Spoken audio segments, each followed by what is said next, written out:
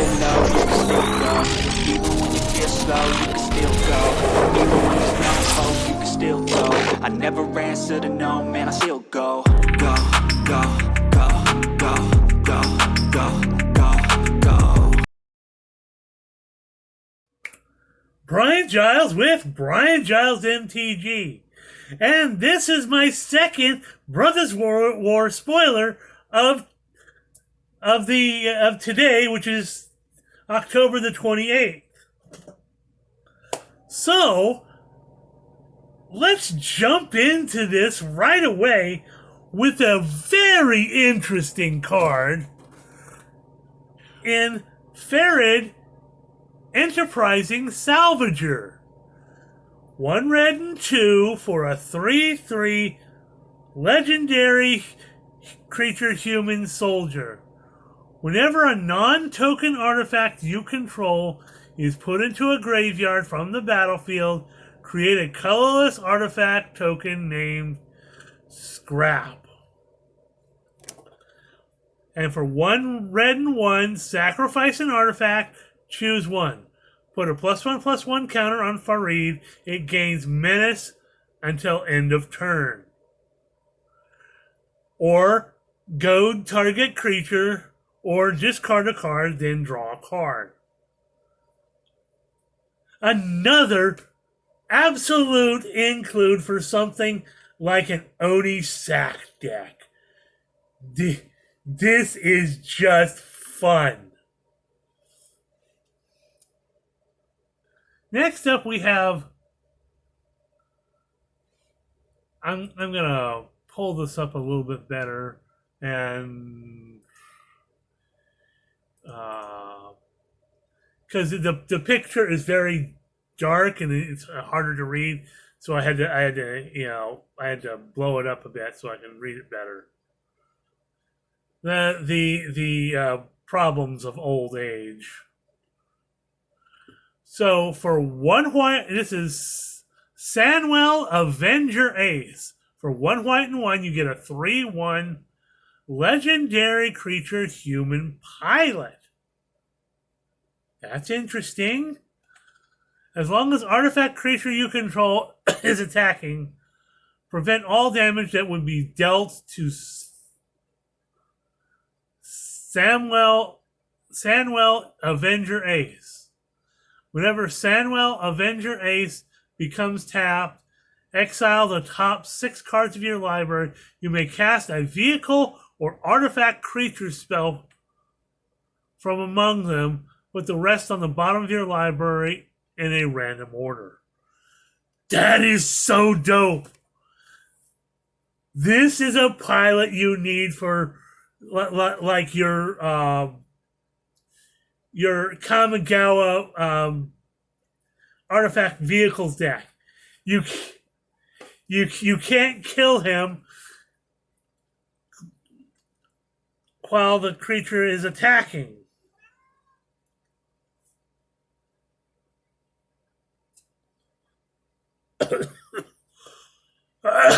So, sorry about that. And whenever he becomes tapped or cruise something, you can exile the top 6 cards. You can go hunting for vehicles and artifact creatures. Dope, dope, dope.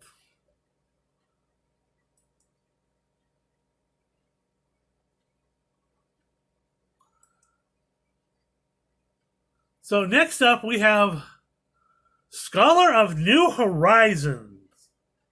And these cards are, as I've said, most of these cards are going to be out of the the commander decks. So this is Scholar of New Horizons. 1 white and 1 for a 1/1 human scout.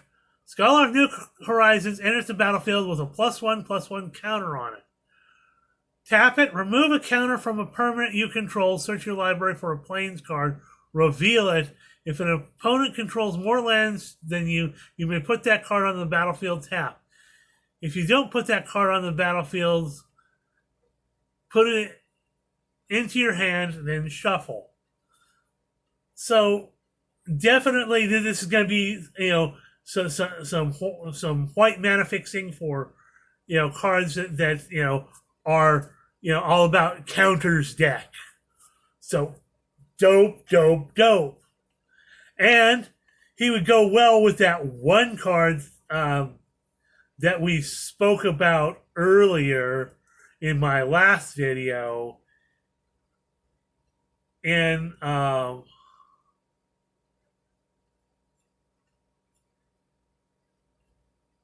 whoa.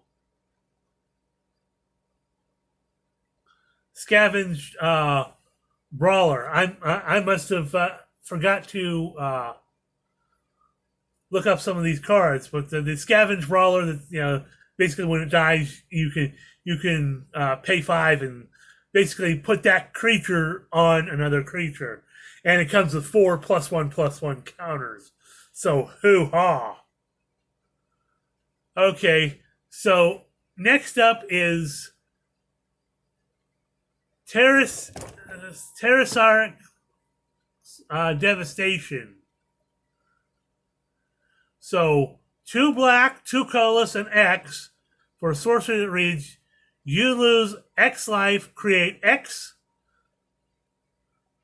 tapped Power Stone tokens, and all creatures get -1/-1 till end of turn for each artifact you control. Whoopsie!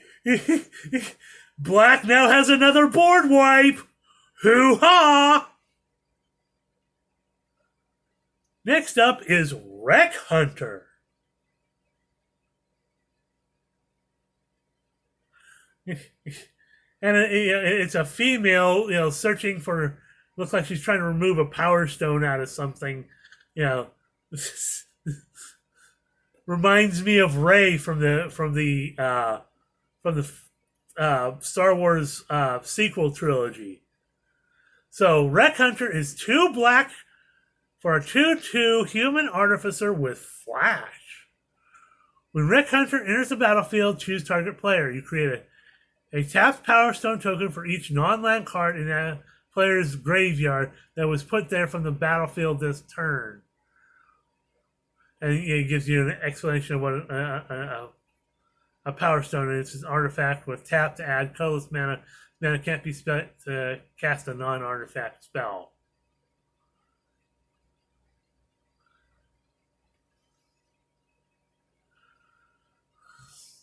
So that goes really well with the Terrasaric's Devastation that we just talked about. So hoo-ha. Next up is, we got some cards from the Artifact Archive. First up is another reprint that is entirely useful in Staff of Domination. Everybody loves this card. 3 colorless mana for an artifact that reads, pay 1 colorless, untap Staff of Domination. Pay 2 colorless, tap it, gain 1 life. Pay 3 colorless, tap it, untap target creature. Pay 4 colorless, tap target creature. Pay 5 colorless, draw a card. Staff of Domination is fun, fun, fun. Next up is Phyrexian Processor. As Phyrexian Processor enters the battlefield, pay any amount of life. For 4 colorless, tap it, create X. Create an XX black Phyrexian minion creature where X is the life paid as Phyrexian Processor enters the battlefield.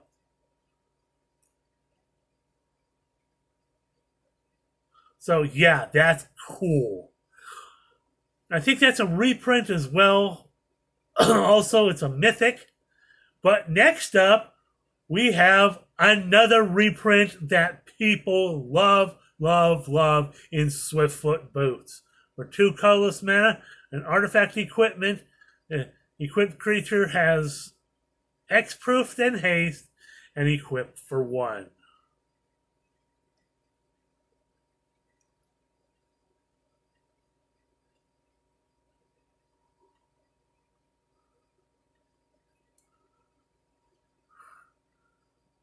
So next up, we have Wire Surgeons.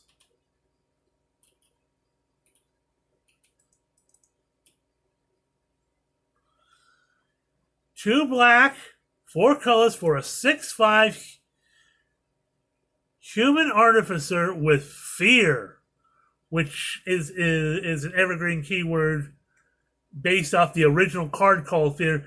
Creatures cannot be blocked except by black creatures and artifact creatures.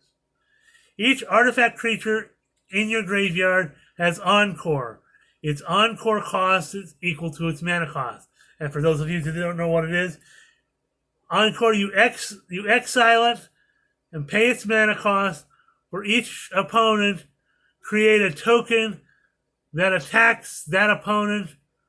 This turn, if able, they gain haste. Sacrifice them at the beginning of the next end step. So this is, again, this is a commander deck card.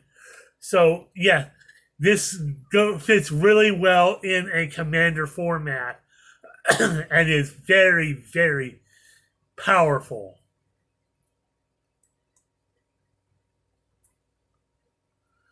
Next up, we have another card from the commander format, and Hexavus. 6 mana for a 0/0 artifact creature construct with flying. Hexavus enters the battlefield with 6 +1/+1 counters on it. Pay 1 colorless, remove a +1/+1 counter from Hexavus. Put a flying counter on another target creature. Or pay 1 colorless, remove a counter from another creature you control, and put a +1/+1 counter on Hexavus. So if you're playing a +1/+1 counter deck, hoo-ha! This thing's a little fun.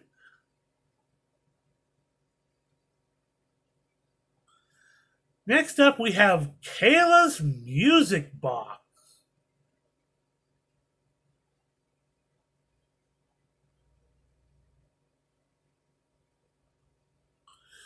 Two colorless mana for a legendary artifact that has 1 white mana, tap it, look at the top card of your library, then exile it face down. And then tap it until end of turn. You may play cards you own, exile with Kayla's Music Box. So it's basically kind of a little bit of a mill prevention.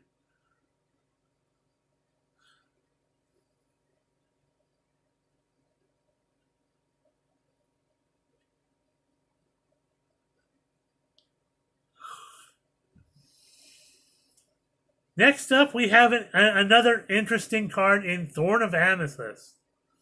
2 colorless mana for an artifact that reads, non-creature spells cost 1 more to cast. Kind of like Thalia on an artifact. And finally, we have 3 command cards. So we're going to start off with Kayla's command. 2 white and 1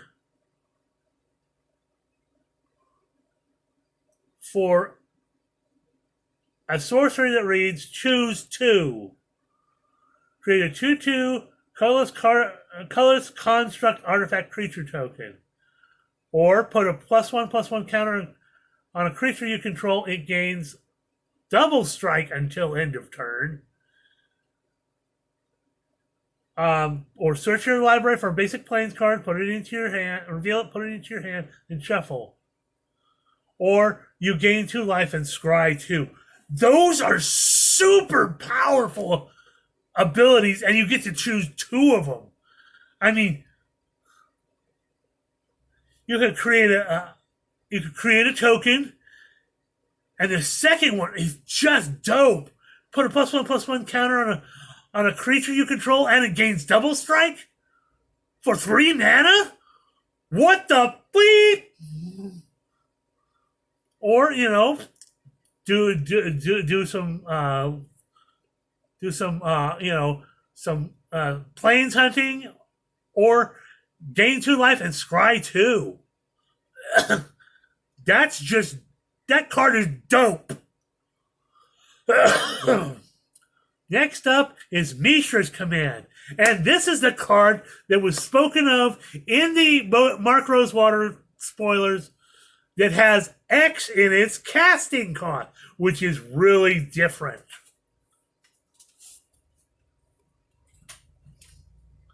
So it's 1 red and X, choose 2. Choose target player. They may discard up to X cards, and then they draw a card for each card discarded this way.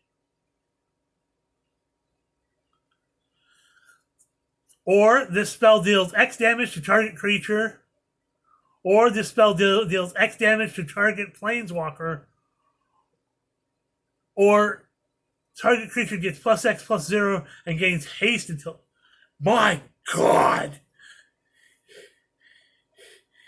It's a fireball.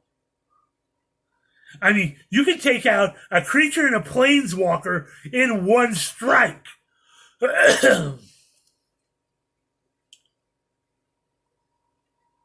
Or take out a creature and have your creature just be buffed up and, gains haste.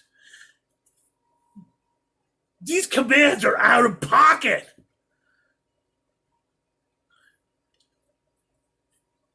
Dope. I'm just freaking out, okay? Please excuse. And next up is Gix's Command. Who? Do we really want to know what the Phyrexian Praetor wants to do?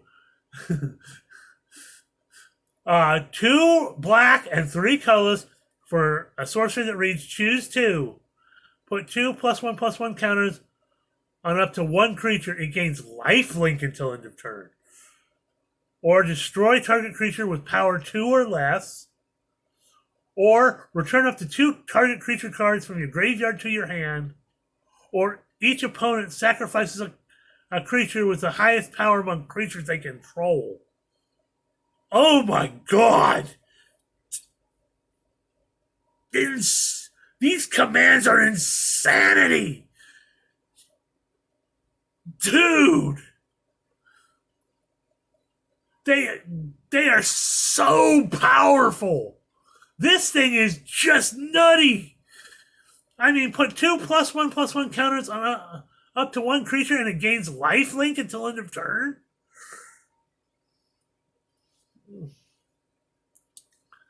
I mean, that's just nutty. And you can destroy each creature with power 2. I'm sorry, I didn't read it right. So a weenie board wipe. My God, I didn't see that. I'm doing a Home Alone right now. Ah! Or return the 2 target creature cards from your graveyard to your hand. That's super fun, and for 5 mana, that's good value. And each opponent sacrifices a creature with the highest power among creatures, so you can get rid of their big creature and get rid of all their little creatures. That is nutty. Nutty, nutty, nutty. So, I'm going to double check to make sure we don't have any more. Doesn't look like it. I think we've got all of them. But that's it. It's 19 minutes into the video. We're done here. We will see you on the next video.